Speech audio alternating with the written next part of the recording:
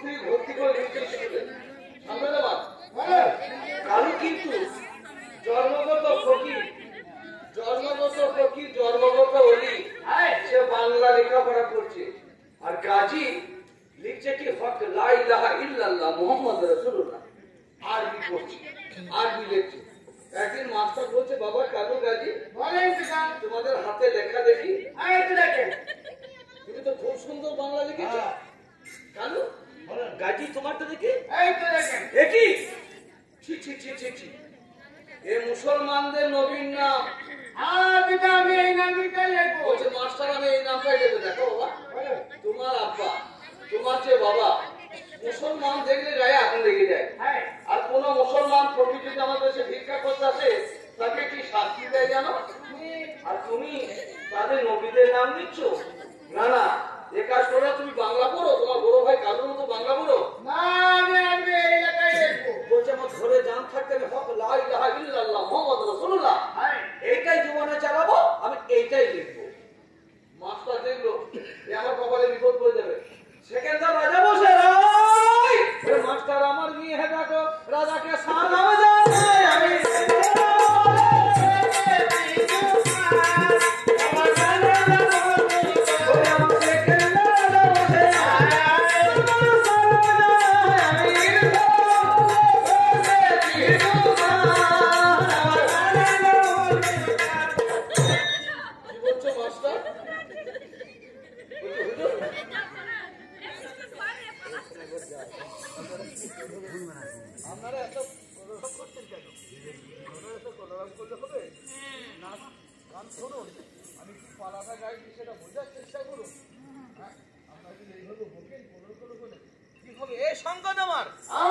মুসলমানের নারী মা বোনরা পীর ফকিরের গান বলে এরা স্বামীর কাছে পারমিশন নিয়ে এসেছে এরা কিন্তু পীরের গান শুনতে আসে নাই এরা ভাতার বেতার গল্পগুলো গাইতে আসে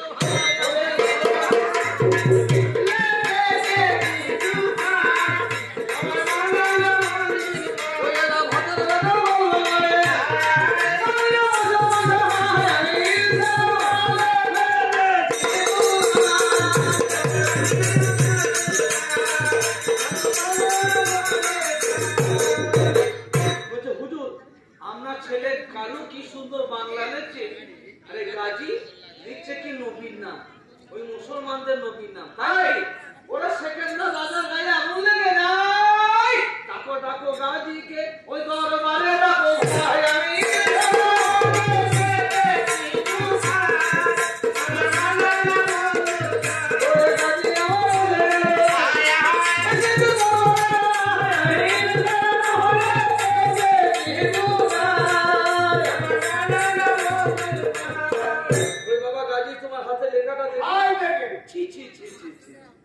বাবা মুসলমান দেখলে আমার গায়ে আগুন লেগে যায় আর তুমি বাংলা পড়া বাদ তুমি এই নবীদের নাম লিখেছো আর বেটা না না না তুমি আমাকে আল্লাহ বলো দেশের লোকে আমাকে আল্লাহ বলে ডাকছে ভগবান বলছে খোদা বলছে আর তুমি অন্য খোদা কেন করছো ঘর ভেদিতে রাবণ নষ্ট বাবা তুমি আমাকে আল্লাহ বলতে পারো পিতাও বলতে পারো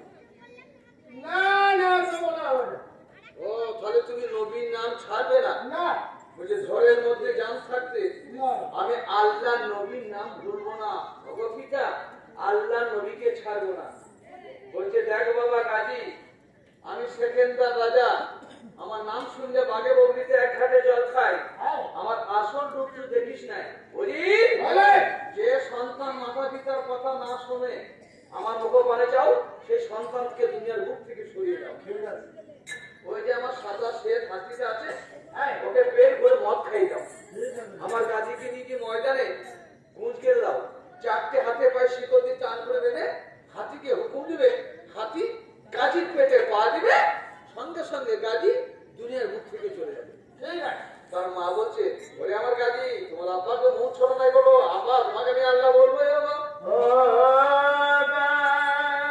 বলছে দাদা মা আমি মনে মনে বলবো না জলে বলবো না তুই আমার সন্তান আমার সামনে যদি হাতিতে পা দিতে মেরে দেয় আমি কেমন সহ্য করবো গাজী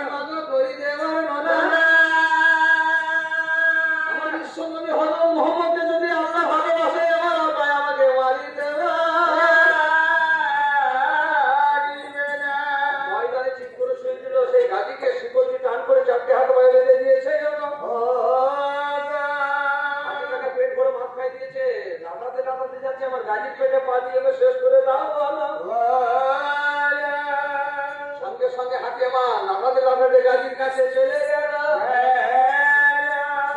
জানাই কথা ভালো গাজীর পেটে পাপ দিয়ে বাদি হাতিস গাজীকে সুরে পাক করে পিঠে তুলে না চাইতে লেগে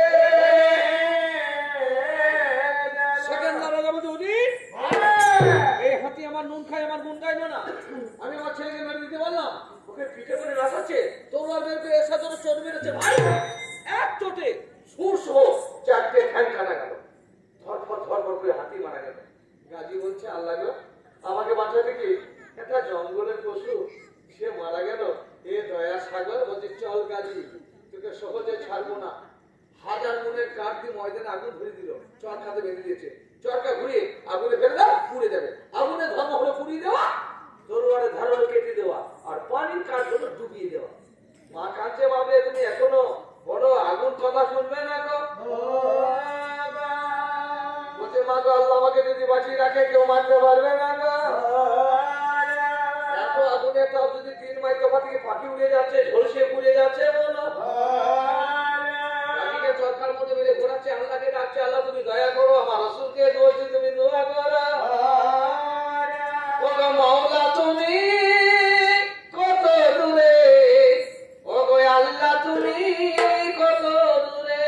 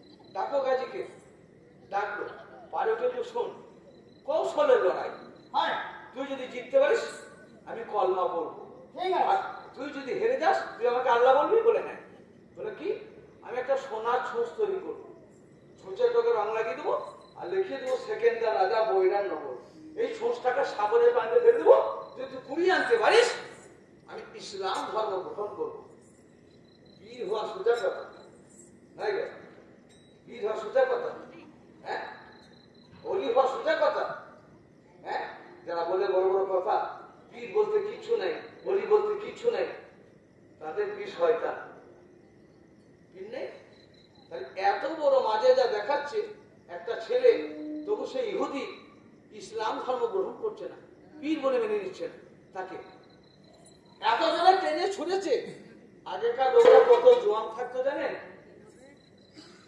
350 গজ খাড়ায় এক একটা ছেলে এক একটা মেয়ে 350 গজ খাড়াই থাকতো। তৌরাত কিতাব আছে, কিতাব পড়ে দেখবেন। আর 900 বছর 1000 বছর করে বাঁচতো ছেলে বা মেয়ে, 900 বছর 1000 বছর করে বাঁচতো। আমার আখেরি নবী জামানাতে 60 70 80 বড় জোরকে 100 কে উঠেছে, কি গো তার বিশাল আলো নাই। তাহলে 1000 বছর 900 বছর করে বাঁচতো। যদি 500 বছরকার ছেলেকে যদি কেউ ধরে মারতো না, তার মা বলতো আমার এই শিশুটাকে ধরে মারলি, তোকে লজ্জা লাগলো না? তার বয়স তখন 500 বছর। এগুলো আমি বাপের কথা বলছি না, আমি মন গড়া বলছি না, তাই তো বাবা? তাহলে আমাদের বিরুদ্ধ দলের কাছে গান শুনতে গেলে বহুত কিছু কথা শুনতে পাবে। কেন? মা বা বাবা আদম মহাদেব থেকে মূল্য পর্যন্ত দুনিয়া সৃষ্টি থেকে গায়রব পর্যন্ত আল্লাহ আমার পেটে দিয়েছে। সব আল্লাহর হুকুম থেকে, হাদিস থেকে, যে কোনো জিনিস আপনি বলবেন আল্লাহর হুকুম থেকে আমি ভেঙে দিব সেটা। তাই সঙ্গে আমার রং ভঙ্গ হবে। কেন? এটা গানতালা। গানতালা বিয়ে বাড়িতে নাচ গান হয়, আর মরা বাড়িতে কান্না হয়, তো মরা বাড়ি নয়, এটা গানতালা, তাই তো বাবা? গাড়িয়ে ছড়ে দিয়েছে, লে এবার তুই কুড়িয়া এরা পালিয়ে এলো, ঝুঁসটা যেন সাগরের মাঝে ফেলে দিয়েছে। ভাই একটা বুয়ার মাছের গল্প করে দিলে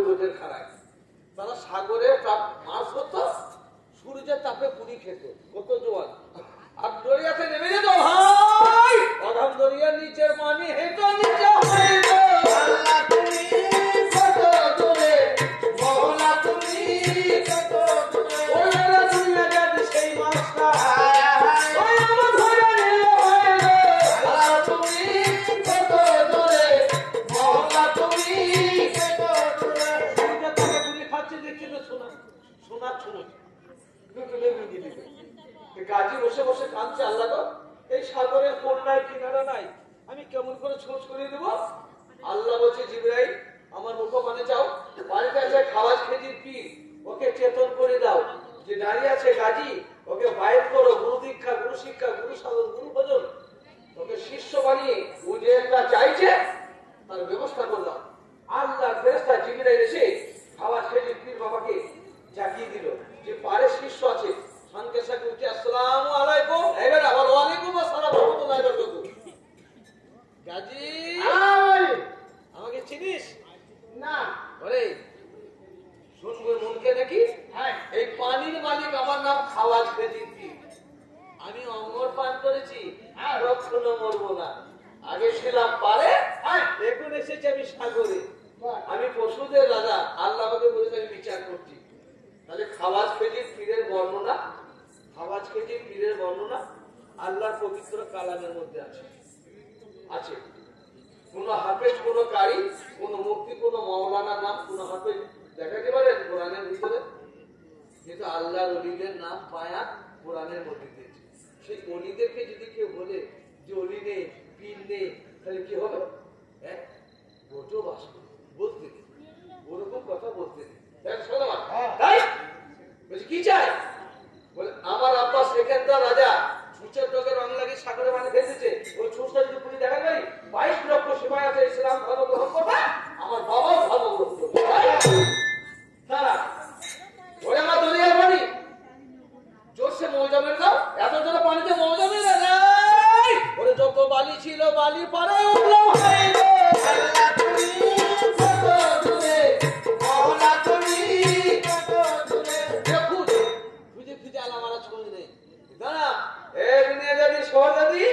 দুটো বোন খাওয়াজ খেজির পীর বাবার শিষ্য বলে বলুন হুজুর এই যে সেকেন্দার রাজা সূর্যের ডগে রং লাগিয়ে পানিতে ফেলে দিয়েছে, এটা যদি পুরি দেখার এবার এই দেশটা ইসলাম ধর্ম গ্রহণ করবে, তাই নাকি? নতুন থেকে বের করছে এই ছোঁচটা হবে, বলছে এই ছোঁচটায় বোয়াল মাছে খেয়েছিল, তার পেটে ছিল। সঙ্গে সঙ্গে গাজী গিয়ে তার বাবাকে সালাম দিচ্ছে। কি বলছি গাজী?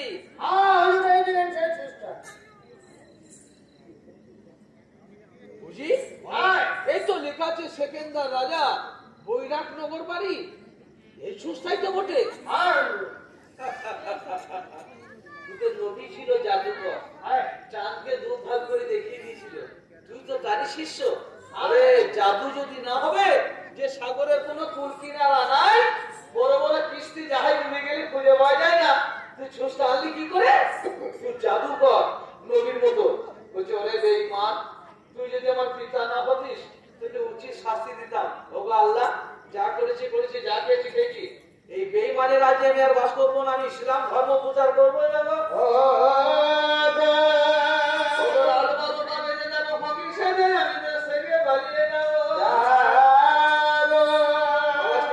বাবাকে ডাকলো, আমি ফকির সেজে ইসলাম ধর্ম প্রচার করবো।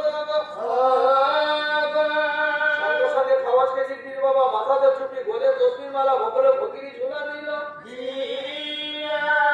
হাতে একটা আশা দিল, হাতে একটা লাঠি দিল, যাও বেরিয়ে যাও, বেরিয়ে যাও, তুমি ইসলাম ধর্ম প্রচার করো। তার মাকে এমন করে ঘুম পাড়িয়ে দিয়েছে পীর বাবা, শহরের কুকুর বিড়াল সব ঘুমিয়ে আছে, কেউ যেত মনে না। চায়ের পায়ে হাজার হাজার সালাম করলো, তুমি যে তোমার পেটে জমেছিলাম, কত পা চালি করে ঘুরেছো মায়ের মুখে শত শত জমা খেলে। আমি যখন শিশু ছিলাম মায় আমার মুখে মুক্তি পেতো জমা খেয়ে পালিয়ে আসছে বকি সেজে, আশাটা নিতে মনে নাই, ঘুরে আশাটা নিতে গেছে আর কালুর পায়ে পা পড়ে গেছে। তুই ফকির সেজেছিস? হ্যাঁ ভাই, আমি ফকির সেজে ইসলাম ধর্ম প্রচার করবো দেশ বিদেশে, এই বেঈমানের রাজ্যে বাস করবো না, আমি এই বেঈমানের মাল খাবো না। কালু যখন বলছে আমিও ফকির সেজে তোর সাথে যাবো, তখনও গাজী জানে না যে আমার বড় ভাই কালু জন্মগত অলি, জন্মগত পীর, জন্মগত ফকির। ঠিক আছে তুই যাবি, ওরে ফকিরি পথ খুব খারাপ পথ, নদ নদী নালা খালা মরা ফেলা আমতলা ছিলতলা, রাত কাটাতে হবে, তুই পারবি? হ্যাঁ পারবো। দুই ভাই ফকির সেজে কত বড় সম্রাট সেকেন্দার রাজার ছেলে, তারা ভিখারি সেজে ইসলাম ধর্ম প্রচার করতে বেরোল। তাই মাগো তুমি একবার উঠে দেখো, আর চেতন নাই, চেতন করো আর ঘুমায় না, চেতন করো